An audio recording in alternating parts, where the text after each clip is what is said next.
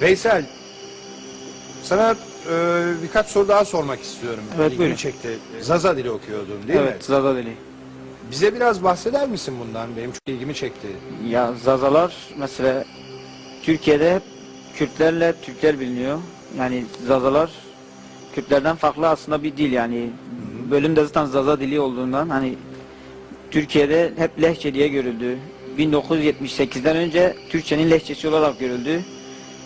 Ondan sonraki süreçte ise 30 yıllık bir süreçte Zazalar Kürtçenin lehçesi olarak tanıtıldı. Halbuki dil bilimcileri olsun, ondan sonra bizim gördüğümüz derslerde olsun Zazaların farklı bir dil olduğunu. Zaten Zazalar bunu biliyor yani. Yani 5 milyona yakın bir nüfusları var Türkiye'de. Sizin gibi insanlar sayesinde biz de aydınlanmış oluyoruz. Benim de çok ilgimi çekti. Teşekkür ederim. زين زين زوفنا بوازم تسبقي